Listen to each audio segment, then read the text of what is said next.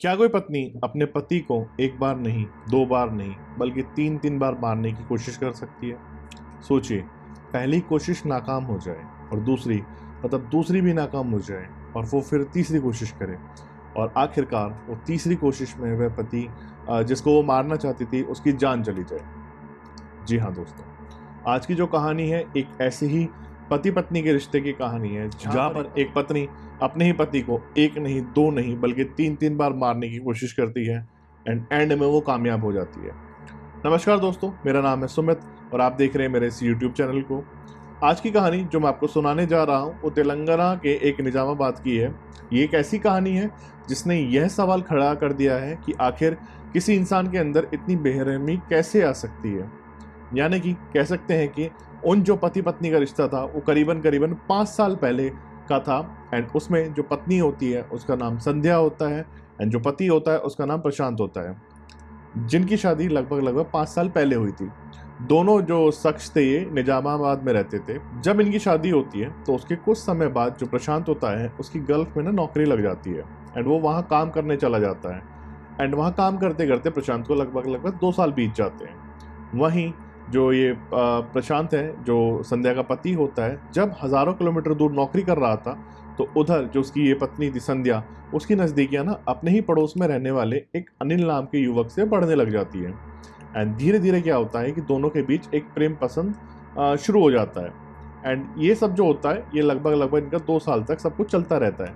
लेकिन क्या होता है, अचानक 27 जून को प्रशांत गल्फ से ना वापस अचानक घर लौट आता है एंड जब प्रशांत यहाँ वापस घर लौटता है तो यहाँ पर जो एक कहानी है एक खतरनाक मोड़ ले लेती है। क्योंकि जब प्रशांत घर वापस आता है तो संध्या जो होती है वो डर जाती है कि अगर प्रशांत को और उसके और अनिल के रिश्ते के बारे में पता चल गया तो सब खत्म हो जाएगा। इसलिए वह यह बात अनिल को भी बताती है कि प्रशांत अब वापस आ गया है एंड अब हमें कुछ ना कुछ ऐसा करना पड़ेगा जिसकी वजह से हम मिलते भी रहें एंड हमारी जो ये मुश्किल है प्रशांत नाम की ये दूर हो जाए। तो ये दोनों क्या करते हैं, ये दोनों ना मिलकर एक फैसला लेते हैं कि इस समस्या का सिर्फ एक ही समाधान है कि प्रशांत को रास्ते से हटा दिया जाए। जी हाँ, वो लोग प्रशांत की हत्या की साजिश रचना शुरू कर देती हैं। एक ऐसी साजिश जिसमें प्रशांत की हत्या की उन्होंने एक बार नहीं, दो बार नहीं, बल्कि तीन तीन बार कोशिश करी थी। तो दोनों क्या होते हैं, वो अपनी योजना बनाते हैं कि प्रशांत को ना शराब पिलाकर छत से नीचे धक्का दे दिया जाएगा। जैसे कि आपने अभी जो सिया और केतन वाला जो केस है वो भी देखा होगा। उस केस में भी जो सिया का जो कहानी खुलकर आ रही है वो इसी प्रकार से आ रही है कि वो केतन को लोहागढ़ फोर्ट पे लेके गई थी एंड वहाँ पे जाकर उसने केतन को उस खाई में धक्का दे दिया। तो इसी केस से इंस्पायर्ड होकर जो संध्या होती है वो भी कुछ ऐसा ही खेल रचती है कि वो भी प्रशांत को कुछ ऐसे ही धक्का देगी जिसकी वजह से प्रशांत की मौत हो जाएगी एंड उस मौत को वो कुछ इस तरीके से रचेंगे कि वो एक हत्या ना लगे बल्कि एक हादसा लगे। ऐसा लगे कि प्रशांत शराब के नशे में था एंड वो उसी शराब के नशे में छत से गिर गया, ताकि जो और लोग भी आकर तुरंत देखेंगे तो उन्हें भी यही एहसास होगा कि ये नशे की हालत में छत से गिर गया। अब होता क्या है कि योजना तो बना ली जाती है एंड उसी योजना के मुताबिक अनिल जो होता है वो अपने एक दोस्त को भी इस साजिश में शामिल करता है जिसका नाम वेंकट होता है। अब वो वेंकट को क्या करता है, वो रात को बुला लेता है एंड अब ये तीनों अनिल, वेंकट और प्रशांत छत पर जाते हैं एंड वहाँ पर शराब पीना शुरू कर देते हैं। अब इसी बीच में क्या होता है, संध्या बीच बीच में छत पे आकर इनको खाना पीना दे रही थी एंड जानबूझकर प्रशांत को ज़्यादा शराब ये लोग पिला रहे थे ताकि प्रशांत का जो होश है वो खो जाए एंड उनका जो काम है वो आसान हो जाए। अब जब उन्हें लगता है कि प्रशांत काफ़ी नशे में हो गया है तब वो क्या करते हैं, अनिल और वेंकट उसे उठाकर छत से नीचे फेंकने की कोशिश करने लगते हैं। लेकिन प्रशांत पूरी तरह बेहोश नहीं हुआ था। उसे जैसे ही कुछ गड़बड़ महसूस होती है वह उसका विरोध करना शुरू कर देता है एंड जब वो ऐसे हाथापाई हो रही थी इनकी तो उसी पल क्या होता है, जो संध्या होती है वो भी ऊपर छत पर पहुंच जाती है। अब संध्या जो ऊपर छत पे आई थी वो हाथ में ऑमलेट लेकर आई थी, क्योंकि ऊपर बैठ के शराब पी रहे थे तो संध्या उनके लिए बीच में कुछ ना कुछ खाने को लेकर आ रही थी।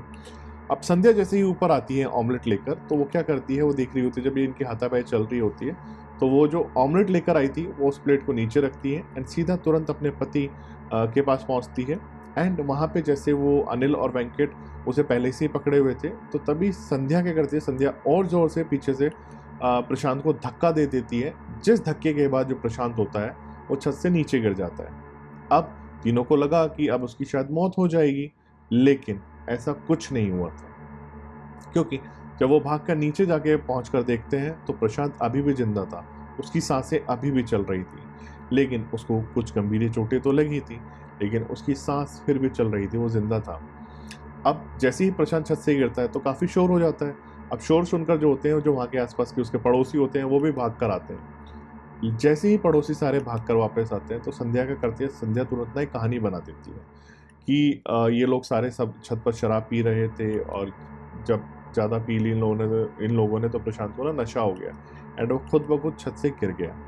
अब आस पड़ोस के लोग भी उसकी बात पे यकीन कर लेते हैं एंड वो वेंकट और उसकी अनिल की मदद करते हैं एंड प्रशांत को हॉस्पिटल पहुंचाया जाता है। अब जब अस्पताल में डॉक्टरों ने जांच की तो शुरुआती रिपोर्ट में सामने आया कि चोटें गंभीर नहीं है, हालत स्थिर है और कुछ दिनों में कुछ छुट्टी भी मिल सकती है। अब यहीं से संध्या की जो पहली योजना है वो पूरी तरह विफल हो गई थी। अब उसे डर सताने लगा था कि अगर प्रशांत ठीक होकर घर लौट आया तो कहीं उसे यह याद ना आ जाए कि उसे उसे धक्का किसने दिया था। उसने फिर अनिल से बात कही और इस बार योजना और भी खतरनाक थी। संध्या ने खुद वो एक पेशे से नर्स थी, इसलिए उसने अपने पेशे का फायदा उठाने का फैसला लिया। उसने प्रशांत को नींद की दवा का ओवरडोज देकर मारने की कोशिश करी। उसने जो वो नींद का ओवरडोज था वो उसके सलाइन में ही इंजेक्ट कर दिया ताकि उसकी जान नींद में ही चले जाए। लेकिन जब उसने वो इंजेक्ट करा तो उसके बाद ना वो काफ़ी देर तक उसका इंतजार भी करती रही, लेकिन जब कुछ समय बाद भी प्रशांत की सांसें चल रही थी तो संध्या को एहसास होता है कि उसकी जो दूसरी कोशिश थी प्रशांत को मारने की, वो भी विफल हो गई थी। अब संध्या पूरी तरह घबरा चुकी थी। तभी उसकी नज़र अस्पताल के टॉयलेट क्लीनर पर पड़ती है, एक ऐसा टॉयलेट क्लीनर जिसको आप और मैं जो बैक्टीरिया होते हैं उनको मारने की कोशिश करते हैं, जिसमें काफ़ी सारे हार्मफुल केमिकल्स होते हैं, जिसपे ऑलरेडी ये लिखा रहता है कि ये इसको इंसानी रीच से दूर रखें, ये सेहत के लिए हानिकारक हो सकते हैं। अब जैसे ही संध्या उस टॉयलेट क्लीनर को देखती है तो उसके दिमाग में ना फिर एक खेल नया सामने आता है। वो सोचती है क्यों ना इस टॉयलेट क्लीनर को भरकर वापस से इसकी सलाइन में डाल दिया जाए ताकि इसकी प्रशांत की मौत हो सके। अब क्या होता है, संध्या सेम ऐसे ही करती है और टॉयलेट क्लीनर में जाके उस टॉयलेट क्लीनर को उठाती है एंड उसे इंजेक्शन में भर के जो प्रशांत की बॉटल चढ़ रही होती है वो उसमें उसको डाल देती है। अब संध्या फिर से इंतज़ार करने लग जाती है एंड इंतज़ार करते करते जो वो चाहती थी आखिर वो होता है, क्योंकि जब संध्या कुछ देर बाद प्रशांत की नब्ज़ चेक करती है तो वो नब्ज़ उसकी बंद हो चुकी थी, यानी कि इस बार प्रशांत की सांसें रुक चुकी थी। अब जैसी ही ये चीज़ होता है वहीं पे वो संध्या ड्रामा शुरू कर देती है।